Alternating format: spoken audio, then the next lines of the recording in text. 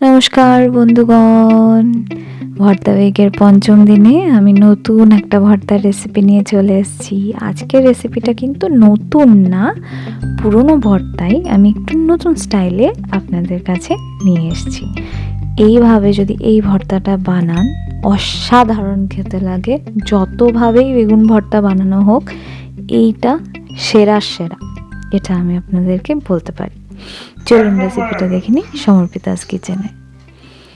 আম তেল দিয়ে বেগুন ভর্তা বানানোর জন্য প্রথমেই আমি দুটো বেগুন আর একটা টমেটোকে পুড়িয়ে ভালো করে মিক্স করে নিয়েছি। আপনারা যদি চান একটা রসুনকেও এর সাথে পুড়িয়ে নিতে পারেন, আমি পোড়াইনি কারণ আমি রসুন বাটা ইউজ করেছি তাই জন্য। এবার কড়াইতে আমি তেল দিয়ে দিয়েছি। 1 টিস্পুনের একটু বেশি তেল দিলেই হবে, খুব অতিরিক্ত তেল লাগে না, কারণ শেষে একটু আম তেল যেহেতু দেব তাই আমি অতিরিক্ত তেল দিইনি। এবার তেলে রসুনটা আমি দিয়ে দিলাম। 1.5 টিস্পুন মতো রসুন বাটা দিয়েছি। রসুনটাকে ভীষণ ভালো করে ভাজতে হবে, রসুনের কাঁচা গন্ধ একবারেই যেন না থাকে সেই দিকে আমাদের ভীষণভাবে খেয়াল রাখতে হবে, কারণ বেগুনের মধ্যে যদি রসুনের কাঁচা গন্ধ থেকে যায় তাহলে একদমই ফ্লেভারটা ভালো লাগবে না খেতে। রসুনটাকে ভালো করে ভাজা হয়ে গেলে এবার দিয়ে দেবো একদম কুচি কুচি করে কাটা পেঁয়াজটা। আমি এখানে দুটো বেগুনের জন্য দুটো মাঝারি সাইজের পেঁয়াজ কুচি করে নিয়েছি। এবার পেঁয়াজ আর রসুনটাকে খুব ভালো করে ভাজতে হবে।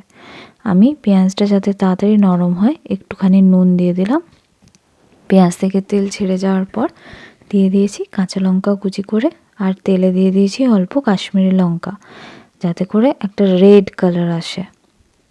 এতদিন সবুজ সবুজ ভর্তা দেখিয়ে আপনাদেরকে বোর করে দিয়েছি, তাই একটু লাল লাল ভর্তা দেখাচ্ছি আজকে। ভালো করে পেঁয়াজ রসুন মশলাটা ভাজা হয়ে গেছে। এবার আমি বেগুনটা দিয়ে মিক্স করে নেব। বেগুন পোড়া খেতে শীতকালে ভীষণ ভালো লাগে।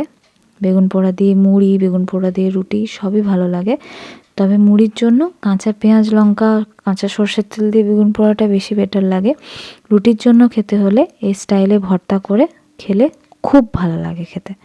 বাবা বেগুন পোড়া খেতে ভীষণ ভালোবাসে, বিভিন্ন স্টাইলে বেগুন ভর্তা করলে বাবা এগুলো খুব পছন্দ করে, তাই আজকে বাবাকেই সার্ভ করব, দেখব বাবা কি বলে।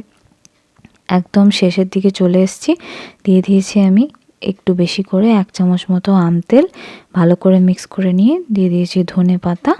ভর্তাটা রেডি হয়ে গেছে আমার। এবার শুধু ভালো করে মিক্স করে সার্ভ করা বাকি। চলুন বাবাকে সার্ভ করে দিই, দেখি বাবা কি বলছে।